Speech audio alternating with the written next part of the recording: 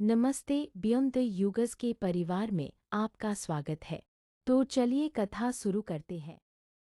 क्या आप जानते हैं कि होलिका दहन क्यों मनाया जाता है? यह सिर्फ आग जलाने की परंपरा नहीं, बल्कि बुराई पर अच्छाई की जीत की कहानी है। हजारों साल पुरानी बात है, जब धरती पर असुर राज हिरण्यकश्यप का आतंक था। उसे अपनी शक्तियों पर इतना अहंकार था कि उसने खुद को भगवान घोषित कर दिया था। उसने आदेश दिया कि पूरे राज्य में केवल उसकी पूजा होगी। लेकिन कहते हैं ना, जब पाप का घड़ा भर जाता है तो ईश्वर स्वयं के घर में ही एक बालक का जन्म हुआ, जिसका नाम था प्रहलाद।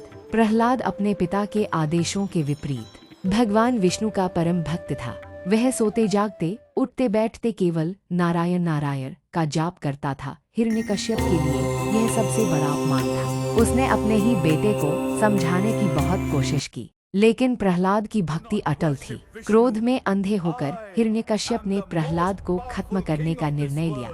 उसने प्रहलाद को ऊंचे पहाड़ों से नीचे गिरवाया, उसे भूखे शेरों के सामने फेंकवाया और जहरीले सांपों की कोठरी में डाल दिया। लेकिन हर बार प्रहलाद की अटूट श्रद्धा ने उसे बचा लिया। प्रहलाद के मुख पर डर की जगह सिर्फ मुस्कुराहट और नारायण का नाम था। अंत में हिरण्यकश्यप ने अपनी बहन होलिका की मदद ली। होलिका को ब्रह्मा जी से एक ऐसा वरदान प्राप्त था कि वह आग में नहीं जल सकती थी। योजना यह बनी कि होलिका प्रहलाद को अपनी गोद में लेकर जलती हुई चिता पर बैठेगी, जिससे बालक जलकर राख हो जाएगा और होलिका सुरक्षित बच जाएगी। फाल्गुन मास की पूर्णिमा की वह रात थी। चिता सजाई गई और धधकती आग के बीच होलिका प्रहलाद को लेकर बैठ गई। प्रहलाद ने शांत मन से अपनी आंखें बंद की और प्रभु का स्मरण करने लगे। तभी एक चमत्कार हुआ। अचानक तेज हवा चली और होलिका का वह सुरक्षा कवच उड़कर प्रहलाद के ऊपर आ गया। देखते ही देखते वरदान का गलत प्रयोग करने वाली होलिका आग में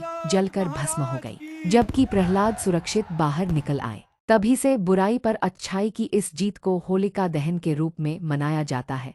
यह कहानी हमें सिखाती है कि चाहे बुराई की आग कितनी भी भीषण क्यों ना हो, वह सच्ची भक्ति और सत्य के एक छोटे से अंश को भी